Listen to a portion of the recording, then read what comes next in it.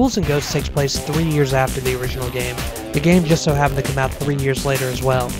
As the game begins, Lucifer, or Loki, in the English Sega translation, has stolen the souls from people all over the kingdom, including the princess. So Arthur comes riding in on his horse to save the day. But this time Arthur has a few new tricks up his sleeve. The first thing you might notice is that he can shoot up with his weapons now. He can also shoot down when jumping, which is awesome. This makes things a lot easier this time around, but not too easy. Also new in this game is the golden armor. It's pretty much the same as your regular armor. You still get knocked to your boxes when you get hit, but the golden armor gives you some new abilities. You get a magic attack depending on what weapon you have at the time. And as for weapons, you get a few new ones. The sword is the only weapon in the game that you do not throw, but it's very powerful. The only unfortunate side effect is, the range is god-awful. Then there's also the discus. It's kind of like the lance and the dagger, but it follows the ground, making it very useful in certain situations.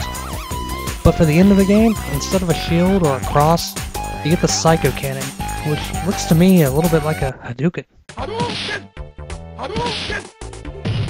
There are also hidden chests, but the trick is finding them. You can jump in certain locations hidden throughout the game, and a chest with items or armor will appear to help you out. Or you might get an evil sorcerer that could turn you into a duck or an old man, for some apparent reason. Now after this was released in the arcade, there were a couple ports to various different systems, but I think my favorite one would have to be the Genesis version. It's pretty much almost a perfect arcade port.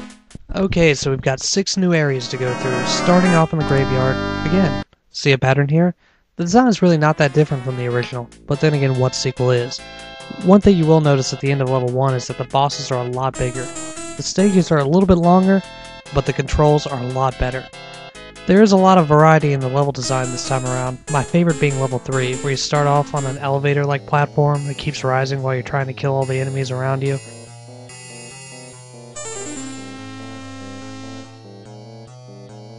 The soundtrack was top-notch as well. One thing Capcom was always known for, at least in the 80s and early 90s, was their music.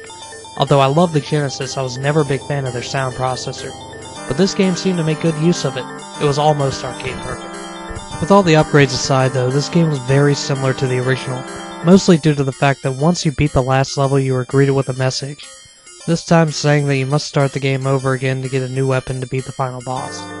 But hey, at least the grammar's better this time. But again, this means you have to beat the game over again to get the ending. So back to the graveyard we go. This time, in order to get the special weapon that you need to beat the final boss, you have to first get the magic armor, and then find the treasure chest with the goddess in it to get the magic weapon. Then go back through the game again. But what I like better about this game than the last one is, there's a new final boss, and he's a lot fucking harder. Be prepared to die. A lot.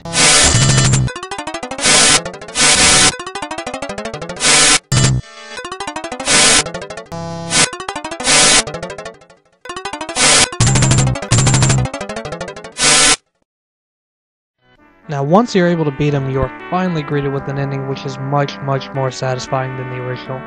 Basically it says, with all of his new abilities, Arthur was able to save the souls of all the townspeople and save the princess, and the world is at peace. But there is no reason that the Ghouls and Ghosts world will not be restored by someone, someday.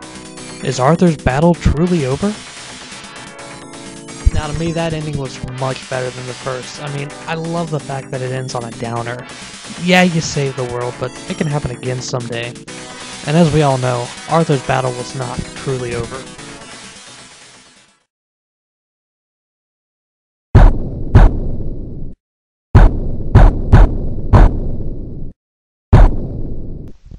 What's this? Can it be? Is Arthur finally getting some alone time with the princess? After all this time, and Satan's not interfering in any way?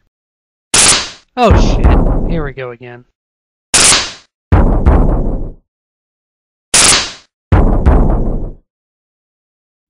Four years later, we have Super Ghouls and Ghosts. Now this game never had an arcade release, unfortunately. This game was only released for the Super Nintendo. The story is pretty much the same again. The Emperor of Evil snatched the princess away to the slimy crypts of the Phantom Zone.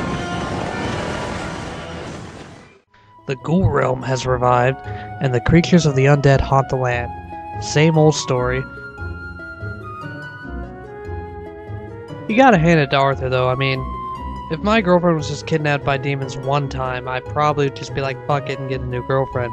But this is the third time. The sex must be really fucking good if you're willing to fight the devil for it.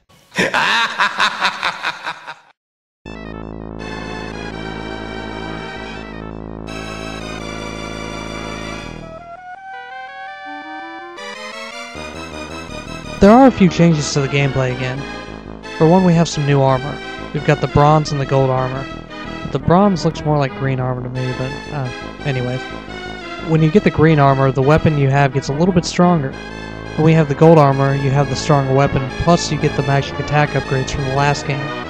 It's still the 2 hits you're dead gameplay, but this time when you get the gold armor, you can get a shield that can protect you from projectiles. Now the graphics in this game were the best in the series. The first game on the NES looked okay for the system at the time, but was nowhere close to the arcade version. Ghost N Goblins on the Genesis was closer to the arcade experience, but still not perfect. But this game looked on par, if not better than the arcade counterparts. The detail in the enemies and in the backgrounds were great. It's not the best looking Super Nintendo game, but at the time, it was up there. Now this game is probably the best one in the series in my opinion, but one thing that takes away from the game is the fact that they took out the ability to shoot up or down with your weapon. There is no reason they should have done this. I guess they thought it made the game too easy, or maybe they just wanted to be dicks. But they did give you one new ability, the double jump. With the double jump, you have the ability to jump further, and for the first time in the series, change directions in the air.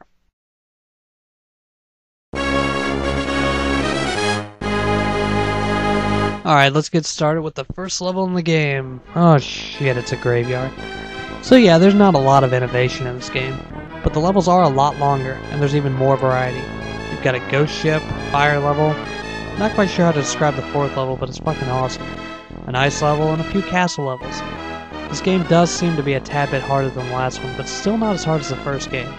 As for the bosses, we've got a giant bird, a crazy looking water monster, 3-headed dragon, ice monster, and a couple returning bosses from the last games. And then there's the last boss. But as you know by now, he's not going to be that easy to get to. As you beat the last level, you get another message, this time from the princess. She's basically telling you that the only weapon that can kill the boss is her bracelet, but she happened to drop it in the graveyard where you started. I mean, come on, you think by now Arthur would realize that he needs to pick up some special weapon on the way. So yeah, you know the drill. Beat the game again, and fight the final boss. Now to beat the final boss, all you have to do is shoot him in the head a bunch of times. Just like the last one. This would be easy except for the fact that you can't fucking shoot up. But hey, since you can't shoot up, they give you moving platforms to jump on so you can reach his head. The boss can be a pain in the ass, but once you learn the pattern, he's actually very fucking easy.